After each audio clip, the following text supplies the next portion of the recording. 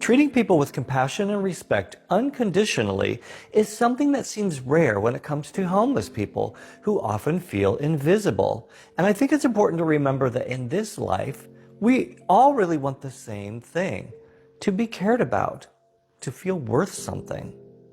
This is Patrick's story. In 2014, Patrick was living in Santa Ana, California, and was working for a law office with an attorney there who Patrick describes as an awful person. So those must have been fun days at work. But luckily, Patrick had a fur baby, Buddy, to hang out with and cuddle with. Patrick and Buddy would take regular walks at the nearby park, which was behind their apartment building and about a block away from work. A large group of 50 or 60 homeless people would gather during the day in that park, and Patrick started to get to know them. You see, Patrick came out at 14 years old and has always been an advocate for the underdog and stood up for others who were bullied or picked on. Patrick had always felt that all people should be treated with respect no matter what circumstances life finds them in. So Patrick was friendly and engaged the homeless people in the park, having conversations. Patrick also learned their names because they felt it was respectful to address people by their names. Over a few months, Patrick got to know several of the homeless folks in the park, and they would chat about their days and the difficulties of living life. Patrick started to have pizzas delivered to the park anonymously so that they could ensure that those folks were able to eat. Patrick would also get blankets, coats, and other items from thrift stores and leave them in the park for anyone who needed them. Patrick did this as often as they could and thought they were being stealthy and that nobody noticed where the food and clothing was coming from. But Patrick started realizing several of the people in the park were being very protective of them and were making sure that Patrick didn't get robbed by some of the others. Patrick started noticing that the area was becoming safer. Typically, the women there going to the courthouse nearby were barraged with catcalls, and petty theft happened often, but that was all changing. Remember that terrible attorney Patrick worked for?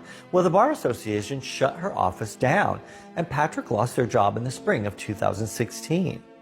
It started proving to be difficult for Patrick to find a new job, and they only had a few months of rent money left. One day, one of the regulars at the park asked why Patrick was out walking their dog so much, and Patrick explained how they had lost their job and that they will soon have to move. 2 days later, Patrick was out and saw Alan, a man from the park that Patrick often spoke with, approaching with a smile and handed them a coffee can full of coins and a few bills. Alan said the people in the park wanted to help Patrick. And Patrick asked, why? Why me when I have an apartment to live in? And Alan said, everyone knew it was Patrick who was giving all the food, clothing, and supplies to the people in the park. Alan explained that Patrick made the people in the park feel like a community where they felt safe and taken care of, and most of all, seen.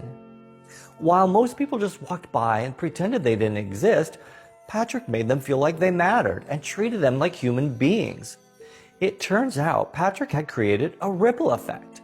The people in the park felt seen and taken care of and safe, so in turn, they wanted their neighborhood to feel safer and be a better place. They wouldn't allow anyone who was stealing or causing problems to stay around there. Patrick had helped them take pride in themselves, which made them take pride in their community.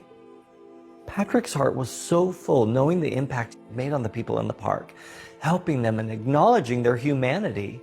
Isn't that what we all want, thought Patrick? To be seen, our existence acknowledged, our voices heard? Patrick left Santa Ana and the folks at the park behind that year and moved in with their parents as a full-time caregiver. And Patrick lost both their parents in the early days of COVID-19, and for unknown reasons, Patrick's 3 older brothers have stopped communicating with them. Since the pandemic, Patrick is now the one feeling isolated and unseen. Patrick, I hope you find someone as wonderful as you are to help you feel seen and loved and cared for like you did for all those people in the park years ago. We won't forget that your simple act of engaging with others and showing that you cared about people created a ripple effect that impacted so many lives in a positive way. We need so many more people with your heart in our world. Thank you. And hopefully, your new fur baby, Lola, is giving you a lot of attention and a lot of love.